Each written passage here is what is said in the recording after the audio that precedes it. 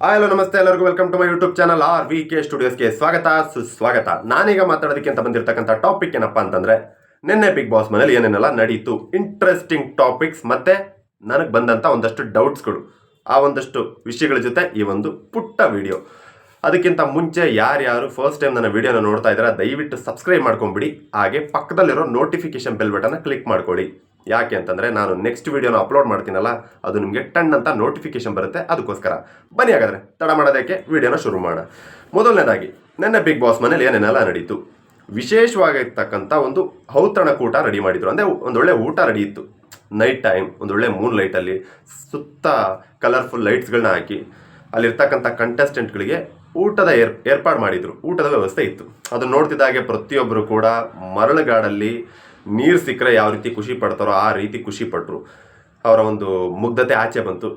ಇದೆಲ್ಲ ಆದಮೇಲೆ ಕೊನೆಗೆ ಅಲ್ಲೊಂದು ಆ ಊಟದ ಜೊತೆನೇ ಒಂದು ಡಿಸ್ಕಷನ್ ನಡೆಯುತ್ತೆ. ಏನಪ್ಪ ಅಂತಂದರೆ, ಮೊನ್ನೆ ಎಪಿಸೋಡ್ ನೋಡಿದವ್ರಿಗೆ ಗೊತ್ತಿರುತ್ತೆ. ಮೊನ್ನೆ ಎಪಿಸೋಡಲ್ಲಿ ಒಂದು ಮಾತುಕತೆ, ಒಂದು ಟಾಸ್ಕನ್ನು ಕೊಟ್ಟಿರ್ತಾರೆ ಬಿಗ್ ಬಾಸ್. ಏನಂತಂದರೆ, ನಿಮ್ಮ ಈ ಅಪೋಸಿಟ್ ಕಂಟೆಸ್ಟೆಂಟ್ ಯಾರಿದ್ದಾರೆ 5 ಜನ, ಅವ್ರ ಬಗ್ಗೆ ನಿಮ್ಮ ಮನದಾಳದ ಮಾತನ್ನು ಒಂದು ಲೆಟರಲ್ಲಿ ಬರೀಬೇಕು ಅಂತ. ಅಂದರೆ ಪ್ರತಿಯೊಬ್ಬರಿಗೂ ಬರೀಬೇಕು ಅಂತ.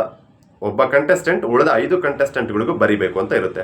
ಸೊ ಹಾಗಾಗಿ ಆ ಒಂದು 5 ಲೆಟರ್ಗಳನ್ನ ಪ್ರತಿಯೊಬ್ಬ ಕಂಟೆಸ್ಟೆಂಟ್ ಸ್ಟೇಜ್ ಮೇಲೆ ಬಂದು ಓದುತ್ತಾ, ಆಯಾ ಕಂಟೆಸ್ಟೆಂಟ್ಗಳನ್ನ ಕರೆದು ಅವ್ರು ಬರೆದಿರ್ತಕ್ಕಂಥ ಲೆಟರ್ನ ಎದುರುಗಡೆನೆ ಓದ್ತಾ ಅದನ್ನು ಫೀಲ್ ಮಾಡಬೇಕು. ಯಾರ್ಯಾರು ಏನೇನು ಬರೆದಿರ್ತಾರೆ ಅಂತ ಕ್ಯೂರಿಯಾಸಿಟಿ. ತುಂಬ ಖುಷಿ ವಿಚಾರ ಏನು ಅಂದರೆ, ಇಷ್ಟು ದಿನ ಅಷ್ಟೊಂದೆಲ್ಲ ಬಡ್ದಾಡಿದ್ರು, ಕಿತ್ತಾಡಿದ್ರು, ಅಷ್ಟೊಂದು ಇರಿಟೇಟ್ ಆದರು, ಫ್ರಸ್ಟ್ರೇಟ್ ಆದರು. ಇಷ್ಟೆಲ್ಲಾದ್ರೂ ಮಧ್ಯೆ ಕೊನೆಯದಾಗಿ ಈ ಕೊನೆ 2-3 ದಿನ ಇದ್ದಂಥ ಟೈಮಲ್ಲಿ ಎಲ್ಲರೂ ಕೂಡ ಒಂದಾದರು. ಅವ್ರಿಗೆ ಅರ್ಥ ಆಗೋಯ್ತು, ಈ ಒಂದು ಸಮಯ ಮತ್ತೆ ಬರಲ್ಲ ಅನ್ನೋ ಒಂದು ಸತ್ಯ ಅರ್ಥ ಆಯಿತು. ಸೊ ಹಾಗಾಗಿ ಎಲ್ಲರೂ ಒಂದಾದರು. ಹಾಗಾಗಿ ಆ ಲೆಟ್ರ್ಗಳನ್ನ ಓದ್ಬೇಕಾದ್ರೆ ಪ್ರತಿಯೊಬ್ಬರು ಕೂಡ ಪಾಸಿಟಿವ್ ಆಗೇ ಬರೆದಿದ್ರು. ನನಗೆ ಒಂದು 4 ಲೆಟ್ರ್ಗಳ ಬಗ್ಗೆ ಒಂದು ಸ್ವಲ್ಪ ಡೌಟ್ ಇದೆ ಅಷ್ಟೇ. ಅದ್ರ ಬಗ್ಗೆ ಮಾತಾಡ್ತೀನಿ. ಲೆಟ್ರ್ಗಳ ಬಗ್ಗೆ ಮಾತಾಡೋದಾದರೆ, ಅಲ್ಲಿ ನಮ್ಮ ಫಸ್ಟ್ ಯಾರನ್ನು ತೊಗೊಳ್ಳೋಣ ಅಂತಂದರೆ, ಮೋಕ್ಷಿತ್ ಅವ್ರನ್ನ ತೊಗೊಳ್ಳೋಣ. ಓಕೆ, ಮೋಕ್ಷಿತ್ ಅವರು ತುಂಬ ಚೆನ್ನಾಗಿ ಬರೆದಿರ್ತಾರೆ. ಪ್ರತಿಯೊಬ್ಬರಿಗೂ ತುಂಬ ಪಾಸಿಟಿವ್ ಆಗಿ, ಎಲ್ರಿಗೂ ಕೂಡ ವೆಲ್ ವಿಷರ್ ಆಗಿ ತುಂಬ ಚೆನ್ನಾಗಿ ಬರೆದಿದ್ರು ನನಗೆ. ಆಮೇಲೆ ಮಂಜಣ್ಣ ಅವ್ರಿಗೆ ತುಂಬ ಚೆನ್ನಾಗಿ ಬರೆದಿದ್ರು. ಅಲ್ಲಿ ಒಂದಷ್ಟು ಇವರಿಬ್ಬರ ಒಂದು ಮಾತುಕತೆಯಲ್ಲಿ ತುಂಬ ಟಚ್ ಆಗಿದ್ದೇನು ಅಂತಂದರೆ, ಅವರ ತಮ್ಮನ ಹೆಸರು ಕೂಡ ಮಂಜಣ್ಣನ ಹೆಸರು ಕೂಡ ಮಂಜಣ್ಣ. ಸೊ ಹಾಗಾಗಿ ನನಗೆ ಮಂಜಣ್ಣ ಸಿಕ್ಕಾಪಟ್ಟೆ ಕನೆಕ್ಟ್ ಆಗ್ತಾರೆ. ಆ ಒಂದು ವಿಷಯಕ್ಕೆ ನಾನು ತುಂಬ ಕನೆಕ್ಟ್ ಆದೆ. ಬರೋಕ್ಕೆ ಮುಂಚೆ ನಾನು ಸ್ಟಾರ್ಟಿಂಗಲ್ಲಿ ಇವ್ರನ್ನ ಕಂಡ್ರೆ ಆಗ್ತಾ ಇರಲಿಲ್ಲ. ಬಟ್ ಬರ್ತಾ ಅವರ ಒಂದು ನೇಚರ್ ನನಗೆ ತುಂಬ ಇಷ್ಟ ಆಗ್ತಾ ಹೋಯಿತು. ಅದಾದಮೇಲೆ ಆ ಒಂದು ಬಾಂಡಿಂಗ್ ಬೆಳೀತಾ ಹೋಯಿತು. ಈ ಮನೇಲಿ ಇರ್ತಕ್ಕಂಥ ಇಷ್ಟೋ ಜನರಲ್ಲಿ ನಾನು ಅತಿ ಹೆಚ್ಚು ಜಗಳ ಆಡಿರೋದು ಈ ಮನುಷ್ಯನ ಜೊತೆನೆ. ಹಾಗೆ ಅತಿ ಹೆಚ್ಚು ಪ್ರೀತಿ ನನಗೆ ಕೊಡ್ತಿರೋದು ಕೂಡ ಆ ಮನುಷ್ಯನೇ ಅಂತೇಳಿ ಮೋಕ್ಷಿತ್ ಅವ್ರು ಹೇಳ್ತಾರೆ. ಸೊ ಇದೊಂದು ಖುಷಿ ವಿಚಾರ. ಅದಾದಮೇಲೆ ಮಂಜಣ್ಣ ಅವರು ಮೋಕ್ಷಿತ್ ಅವ್ರ ಬಗ್ಗೆ ತುಂಬ ಚೆನ್ನಾಗಿ ಬರೆದಿರ್ತಾರೆ. ಮುಂದಿನ ಜನ್ಮ ಅಂತಿದ್ರೆ ನೀನು ನನ್ನ ಮಗಳಾಗಿ ಹುಟ್ಟಿ ಬಾ ಅಂತ ಬರೆದಿರ್ತಾರೆ. ಆ ಒಂದು ಪಾಯಿಂಟ್ ನನಗೆ ತುಂಬ ಇಷ್ಟ ಆಯಿತು. ಇದು ಇವರಿಬ್ಬರ ಒಂದು ಮಾತುಕತೆ ಅಂತ ತಗೊಳ್ಳೋದಾದರೆ, ನೆಕ್ಸ್ಟ್ ಅದೇ ಮಂಜಣ್ಣನ ಬಗ್ಗೆ ನಮ್ಮ ರಜತ್ ಅವರು. ಈಗ ನೋಡಿ, ರಜತ್ ಅವರು ಮಂಜಣ್ಣ ಅವರು ಎಷ್ಟು ಕಿತ್ತಾಡಿದ್ರು, ಎಷ್ಟು ಬಡ್ದಾಡಿದ್ರು. ನನಗೇನೋ ಇವರು ಬಿಗ್ ಬಾಸ್ ಮನೇಲಿ ರಕ್ತಪಾತ ಸುರಿಸ್ತಾರೆ ಅಂದ್ಕೊಂಡ್ಬಿಟ್ಟಿದೆ. ಅಷ್ಟರ ಮಟ್ಟಿಗೆ ಹೊಡೆದಾಡ್ದಂಥ ಇಬ್ಬರು ಕಂಟೆಸ್ಟೆಂಟ್ಗಳು, ಇಬ್ಬರು ಶತ್ರುಗಳು ಥರ ಇದ್ದಂಥ ಕಂಟೆಸ್ಟೆಂಟ್ಗಳು ಕೊನೆಯ ದಿನಗಳು ಬಂದ ಮಕ್ಕಳಾಗ್ಬಿಟ್ರು ಕಣ್ರಿ. ನೋಡಿದ್ರಲ್ಲ ಎಪಿಸೋಡಲ್ಲಿ ಯಾವ ರೇಂಜಲ್ಲಿ ಇದ್ರು ಅಂತ. ಆ ಒಂದು ಎಪಿಸೋಡಲ್ಲಿ ನನಗೆ ತುಂಬ ಖುಷಿಯಾಗಿದ್ದು, ಓಲ್ ಎಪಿಸೋಡಲ್ಲಿ ನಿನ್ನೆ ನನಗೆ ತುಂಬ ಖುಷಿಯಾಗಿದ್ದು ಅಂದರೆ ಅವರಿಬ್ಬರು ಒಂದಾಗಿದ್ದು. ಅವರಿಬ್ಬರು ಒಂದು ಜಟಾಪಟಿ ನೋಡಿದಾಗ ನನಗೂ ಅದೇ ಅನಿಸ್ತಾ ಇದ್ದಿದ್ದು, ಇವ್ರು ಮಾತಾಡ್ತಾ ಇರೋದು ಸರಿ, ಇವ್ರು ಮಾತಾಡ್ತಾ ಇರೋದು ತಪ್ಪು, ಇವ್ರು ತಪ್ಪು ಅಂತ ಈ ಥರದ್ದು ಒಂದಷ್ಟು ಜಂಜಾಟ ಇತ್ತು. ಕೊನೆಯಲ್ಲಿ ಅದು ನಮ್ಮ ಮೈಂಡಲ್ಲಿ ನಮ್ಮನ್ನು ಎಲ್ಲಿಗೋ ಕರ್ಕೊಂಡು ಹೋಗ್ತಾ ಇತ್ತು. ಇವನ ಅಜ್ಜಿ ಇವ್ನಿಗೆ ಹಂಗಾಗಬೇಕು ಹಿಂಗಾಗಬೇಕು ಅಂತ ಈ ಥರದ್ದು ಒಂದಷ್ಟು ಮಾತುಕತೆ ನಮ್ಮ ಆಡು ಭಾಷೆಯಲ್ಲಿ ಬರೋದು. ಬಟ್ ಈ ಫೈನಲ್ ಇಬ್ಬರು ಒಂದಾದಾಗ ಆಟೋಮೆಟಿಕ್ಲಿ ನೋಡೋವಂಥ ಆಡಿಯನ್ಸ್ಗೆ ಎಷ್ಟು ಕನೆಕ್ಟ್ ಆಯಿತು. ನನಗಂತೂ ತುಂಬ ಖುಷಿ ಆಯಿತು ಅವರಿಬ್ಬರು ಒಂದಾಗಿದ್ದು. ತುಂಬಾ ಚೆನ್ನಾಗಿದ್ರು. ಆಮೇಲೆ ನಮ್ಮ ಮಂಜಣ್ಣ ಅವರು ನಮ್ಮ ರಜತ್ ಅವ್ರಿಗೊಂದು ಮಾತು ಕೂಡ ಹೇಳಿದ್ರು, ನೀನು ಜೀವನದಲ್ಲಿ ತುಂಬ ಚೆನ್ನಾಗಿ ಬೆಳೀಬೇಕು, ಯಾವುದೇ ಕ್ಷೇತ್ರದಲ್ಲಾಗಲಿ ನೀನು ತುಂಬ ಚೆನ್ನಾಗಿ ಬೆಳೀಬೇಕು, ಎಲ್ಲದಕ್ಕಿಂತ ಹೆಚ್ಚಾಗಿ ನೀನೊಬ್ಬ ಒಳ್ಳೆ ಖಳನಾಯಕ ಆಗಬೇಕು, ನೀನೊಬ್ಬ ಒಳ್ಳೆ ವಿಲನ್ ಆಗಬೇಕು ಅಂತ ಹೇಳ್ತಾರೆ. ನಾನು ಖಳನಾಯಕ, ನೀನು ಖಳನಾಯಕ, ಇಬ್ಬರು ಕೂಡ ಚೆನ್ನಾಗಿ ಮಿಂಚಣ ಹೊರಗಡೆ ಹೋದ್ಮೇಲೆ ಅಂತ ಒಂದಷ್ಟು ಚೆನ್ನಾಗಿ ಮಾತಾಡ್ತಾರೆ. ತುಂಬ ಖುಷಿ ಆಯಿತು. ಇದಾದ ಮೇಲೆ ನನಗೆ ತುಂಬ ಮೇಜರಾಗಿ ಕಾಡಿದ್ದು ಅಂತಂದರೆ ತ್ರಿವಿಕ್ರಮ್ ಅವರು.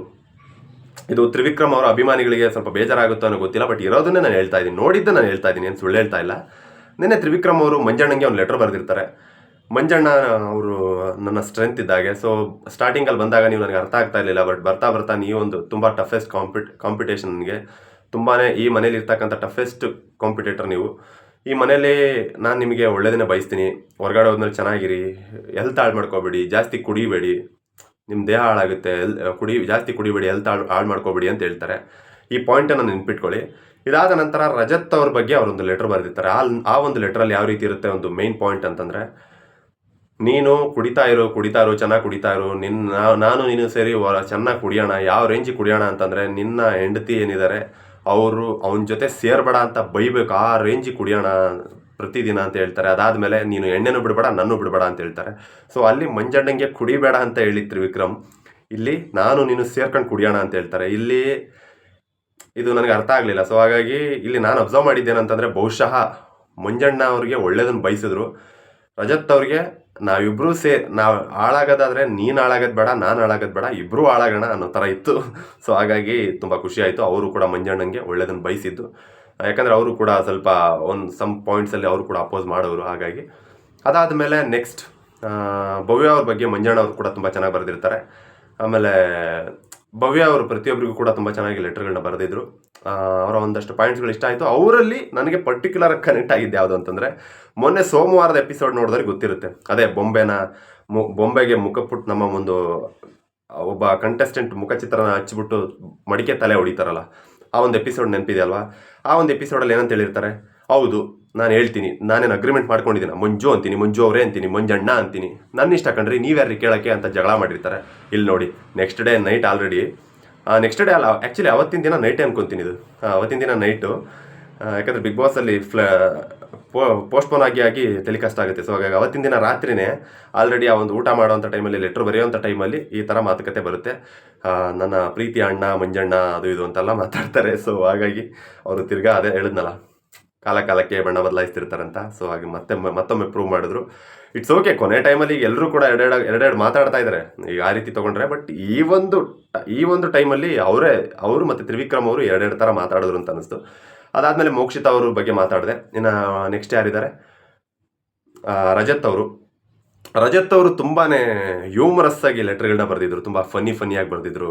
ಮೋಕ್ಷಿತಾ ಅವ್ರಿಗೆ, ಮಂಜಣ್ಣ ಅವ್ರಿಗೆ, ಎಲ್ಲರಿಗೂ ತುಂಬ ಚೆನ್ನಾಗಿ ಬರೆದಿದ್ರು. ಮಂಜಣ್ಣ ಅವ್ರ ಬಗ್ಗೆನೂ ಕೂಡ ಅವ್ರು ತುಂಬ ಚೆನ್ನಾಗಿ ಬರೆದಿದ್ರು, ತುಂಬ ಇಷ್ಟ ಆಯಿತು ಸಾಲುಗಳು.